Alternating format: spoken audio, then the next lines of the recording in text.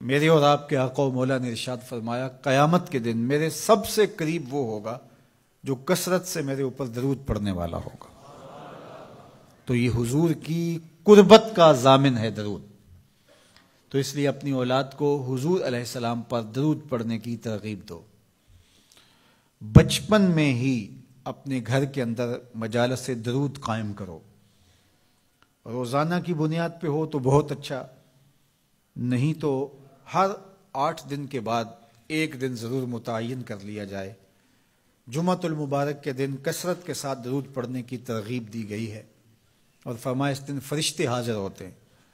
تو حضرت ابو درداء رضی اللہ تعالی عنہ نے عرض کی، یا رسول اللہ صلی اللہ علیہ وسلم، آپ کی حیات طیبہ میں تو ٹھیک ہے، لیکن جب آپ انتقال کر جائیں تو کیا اس کے بعد بھی یہ عمل جاری رکھا جائے؟ ابن ماجہ میں یہ روایت موجود ہے۔ تو حضور علیہ السلام نے حضرت ابو درداء سے فرمایا، ہاں میرے وصال کے بعد بھی اس عمل کو جاری رکھنا، اور ساتھ ارشاد کیا کہ ان اللہ حرم علی الارض ان تاکل اجساد الانبیاء فنبی اللہ حی یرزق، اللہ نے مٹی پر حرام کر دیا ہے کہ وہ نبیوں کے جسموں کو کھائے، نبی قبروں میں زندہ ہوتے ہیں، ان کو رزق بھی دیا جاتا ہے۔ تو کہا کہ یہ میرے بعد بھی میرے اوپر درود کے سلسلے کو جاری رکھنا۔ تو ایک مومن تو درود کے ساتھ جڑا ہوا ہے، وہ تو درود کے بغیر دن گزار ہی نہیں سکتا، الگ سے نہ بھی پڑھے تو اس کو نماز کے اندر درود پڑھنا ہی ہوتا ہے۔ درود ابراہیمی تو نماز کا حصہ بنا دیا گیا، اور اس کو کثرت کے ساتھ درود پڑھنے کی ترغیب دی گئی۔ تو درود ایک ایسا وظیفہ ہے کہ جو اپنی زندگی میں جتنا زیادہ شامل کر سکتے ہو اتنا زیادہ شامل کر لو۔ ویسے بھی درود پڑھنے سے بچوں میں تقدس پیدا ہوتا ہے، بچے پاک دامن رہیں، عفت مآب رہیں، ان کی طبع میں تقدس رہے۔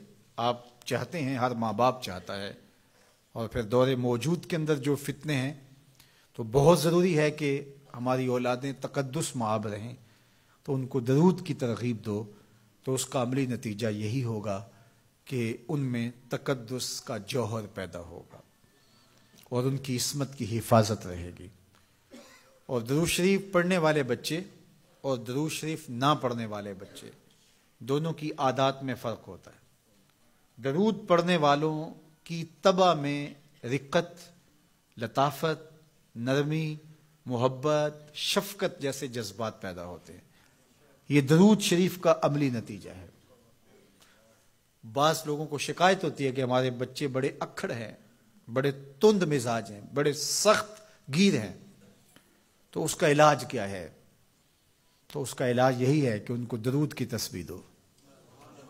درود اکڑ توڑ دیتا ہے، طبیعت کی تندی نکال دیتا ہے، طبائع کی تلخیاں ختم کر دیتا ہے، محمد عربی کے نام کی مٹھاس پیدا کر دیتا ہے۔ حضور کا نام شہد سے میٹھا ہے، دل آویز ہے، کھنڈ میں اتنی مٹھاس نہیں ہے، شکر اور گڑ میں اتنی مٹھاس نہیں ہے، شہد میں اتنی مٹھاس نہیں ہے، قند اور نبات میں اتنی مٹھاس نہیں ہے جتنی نام محمد میں رکھی گئی۔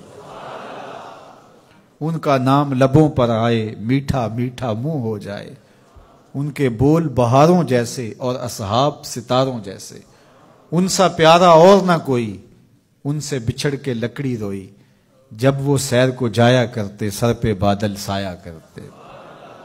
میرے شہر کے ایک پنجابی شاعر ہیں، انہوں نے تو قلم ہی توڑ دیا نا، تینوں سینے دی میں ٹھنڈ آکھاں، اگر آپ کا ذوق ہو تو،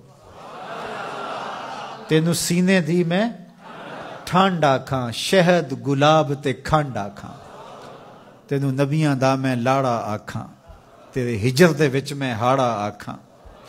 تو ان کا نام ہی میٹھا ہے، دل آویز ہے۔ تو درود غصہ ختم کرتا ہے، طبیعت کی تلخی اور تندی مٹا دیتا ہے، اکھڑ پن ختم کرتا ہے۔ تو آپ اگر چاہیں کہ اولاد اکھڑ ہے تو ان کو کسی طرح درود پہ لے آئیں، درود کی تسبیح ان کے ہاتھ میں دے دیں، تو ان کی طبع میں نفاست بھی آئے گی، ان کی طبع میں لطافت بھی آئے گی، ان کی طبع میں رقت بھی آئے گی، ان کی طبع میں محبت بھی آئے گی، ان کی طبع کے اندر جو ہے وہ لیاقت بھی پیدا ہوگی۔ درود پڑھنے والا بچہ ذہنی استعداد میں درود نہ پڑھنے والے بچے سے بہتر ہوتا ہے۔ یہ بھی آپ تجربہ کر کے دیکھ لیں، دو بچے برابر ذہنی استعداد رکھتے ہوں اور ان میں سے ایک بچہ درود پڑھتا ہو اور ایک درود نہ پڑھتا ہو تو درود پڑھنے والا بچہ آگے ہوگا۔ یہ درود کی برکتیں ہیں، یہ درود کی رحمتیں ہیں۔ تو درود کثرت سے پڑھنا اپنی اولاد کو سکھائیں گے۔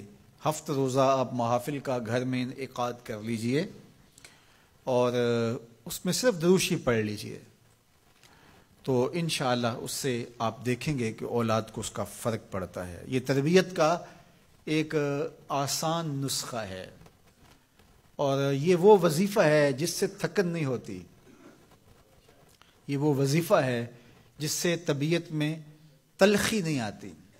کہتے ہیں وظیفہ میں نے پڑھا ہے تو وظیفہ پڑھتے پڑھتے میری طبیعت میں یہ ہو گیا ہے، وہ بعض کہتے ہیں وظیفہ الٹ پڑ گیا ہے۔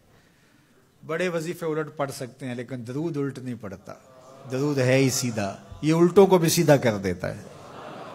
تو درود پڑھیں اور یہ منہ بھی میٹھا رکھے گا، یہ دل بھی ٹھنڈا رکھے گا، یہ دنیا بھی ٹھنڈی رکھے گا اور آخرت بھی ٹھنڈی کر دے گا۔